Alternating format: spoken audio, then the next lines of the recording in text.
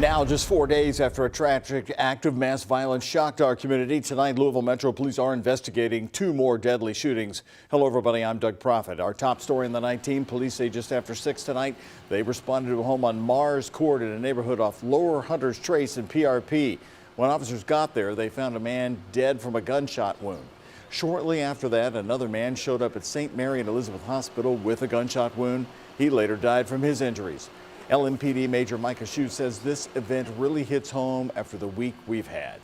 Very difficult. I mean, anytime there's a loss of life, it's a very horrible situation. Every time I'm giving one of these interviews, it does leave a knot in my stomach, and it's not something that we want to be doing at all. Louisville Metro Police working to determine if there's any connection between the 2 deaths tonight. Anyone with information is encouraged to help detectives by calling the anonymous tip line at 574 LMPD. Well, Louisville is still left with many unanswered questions in the wake of Monday's tragedy. Tonight, we're taking a closer look at one. What happens to that AR-15 used in the shooting? According to Louisville Mayor Craig Greenberg, it will eventually end up on the auction block in Kentucky. WHAS11 night team's Connor Steffen and photojournalist Ian Hardwitt talked with local leaders about the issue tonight, and they're joining us now live outside Old National Bank, where, Connor, that memorial got even larger today. Doug, it's just astounding the love and support this city has seen in wake of unimaginable tragedy. Next to a sign that says "Make America Love Again," 5 floral arrangements, one for each of the victims in Monday's mass shooting. Their names enlisted in a banner on each of these. As for the gun used on Monday, under current Kentucky law, it would eventually end up back in circulation. Now, Greenberg, other local leaders call the law absurd. Legally, they can't do much about it. Following Monday's tragedy, a moment of pause at tonight's Metro Council meeting. Please join me in a moment of silence.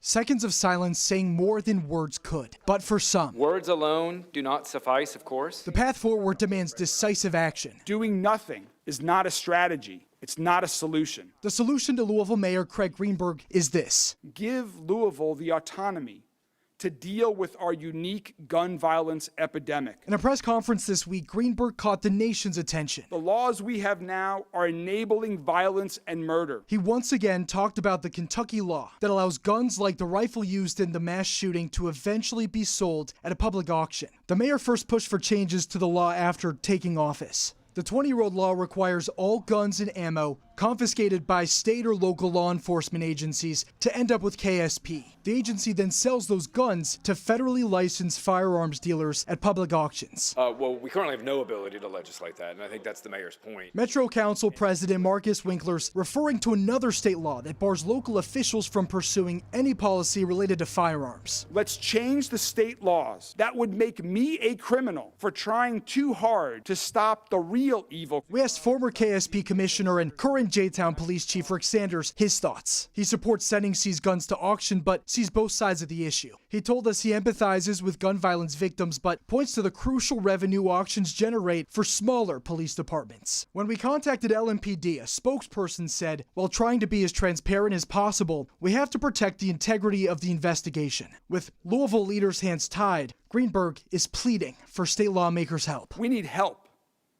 We need help from our friends in Frankfurt. We also want to mention those floral arrangements from Nan's and Craft Florists, but also take a look. We're noticing they're starting to paint a mural out front Old National Bank. Now, we did ask KSP about the specific law, and while they couldn't answer any of our questions, they did say they're required to comply with state laws as they are passed. Now, we weren't able to also get official word on when Monday's firearm could possibly once again be back in circulation, though we do want to mention that it likely wouldn't happen for quite a while, just given the complex nature of this investigation. We're live here downtown in Louisville. Connor Steffen, the WHAS 11 night team. A lot happening out there at this late hour. Thank you very much, Connor. As family and friends prepare for funeral services for the 5 people killed on Monday, we are learning more about one of the victims. Allison Conway was a neighbor and close family friend to victim Josh Barrick and also his wife Jessica. She says that he was a beloved husband and father of 2 kids, 9-year-old Carolina and 7-year-old James. Talking with us today, she described the moments of shock and pain. We went to Jessica's house when everyone heard about it and knew that no one had heard back from Josh yet, try and see if we could help find him or get an answer. Conway says she started a GoFundMe to help the family. She says funds are going directly to funeral expenses and immediate needs, but whatever is left will go toward future trusts for the children. The Barrick family is holding Josh's visitation tomorrow, and the private funeral service is on Saturday. Monday's shooting has had an impact on this entire community, including officers with Louisville Metro Police. Today, they talked candidly about mental health and the trauma of the mass shooting that also injured one of their own badly. The WHAS11 team's Taylor Woods is joining us now with more to explain the support the department is now offering. Taylor, what'd you learn? Well, Doug, after Monday's mass shooting, the Louisville Metro Police Department is providing mental health support to their officers. It's through their emotional wellness program, which started last year. There are 4 squads of emotional support within the entire department. What we do is not normal. What we see is not what the average person sees. And Monday was like the most extreme example of that. Monday, April 10th, a day that will never be forgotten. LMPD rushed to the Old National Bank in 3 minutes. Call after call was coming in about the active shooter. What's the address to Western Point? Oh my God, there's an active shooter there. Oh my God. 26-year-old officer Nicholas Wilt, on the job 2 weeks, was shot in the head while responding to the deadly mass shooting. The way he fought on that scene, he's still fighting right now to survive. It's a difficult time for his family and his colleagues. LMPD is offering mental health support to officers, a safe space for them to release what is on their minds. That they walk in and we say, we've got you. We will help you figure it out. Officer Wilt and his recruit class had just graduated from the academy on March 31. Obviously, they're going to have certain feelings and emotions, but just like what we've talked about, what we try to do, they are trying to do that as well. They are that family.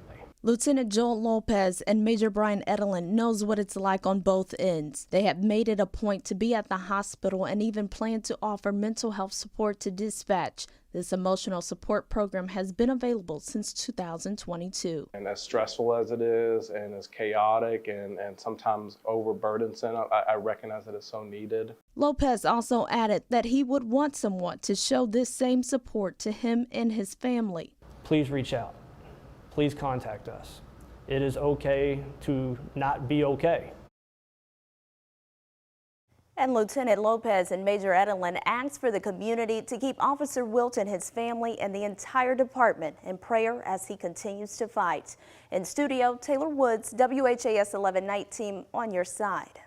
Taylor, thank you. If you'd like to donate to the Metro Police Foundation or are looking for other ways to help you can find resources on our website. We've posted it all at WHAS11.com. Also today, WHAS 11 News learned that the gunman's family is now asking the Kentucky medical examiner for specific medical tests to examine his brain. WHAS 11's Travis Breeze explains why they want doctors to see if past concussions while playing high school games played any factor. As the investigation continues into Monday's mass shooting, the shooter's family wants all options explored on a possible motive. The shooter, Connor Sturgeon, left a note with his roommate that is now police evidence. The family attorney says he also texted family members, "I love you," minutes before. Sturgeon was working with a psychiatrist and mental health counselor to treat anxiety and depression. He was on medication as treatment. His concussion history now also being investigated. The family says Sturgeon had 3 concussions of significance in middle school and early high school. This photo, courtesy of News and Tribune in New Albany, shows Sturgeon playing basketball with a padded helmet in his senior year. He played football, basketball, and ran track. The family has now asked the state medical examiner to look at Sturgeon's brain to see if CTE or chronic traumatic encephalopathy was a contributing factor. We see that with professional athletes, but we also see it in high school and college as well. And some people are more sensitive than others. Dr. Ryan Stanton with Central Emergency Positions in Lexington says CTE is the result of multiple repeated head injuries. He says it usually takes 10 years to develop in a person, and it is impossible to diagnose while still alive. Unfortunately, CTE can really only be diagnosed. There's not a real good imaging study that looks and says, hey, you've got CTE. It really is honestly post-mortem with autopsy. In Louisville, Travis Breeze for the WHAS11 night team on your side. A spokesperson for the Kentucky Medical Examiner has not confirmed these specific brain tests are happening yet, but has said that there are several tests and lab results pending on the autopsy. She says the test could take several weeks to be completed.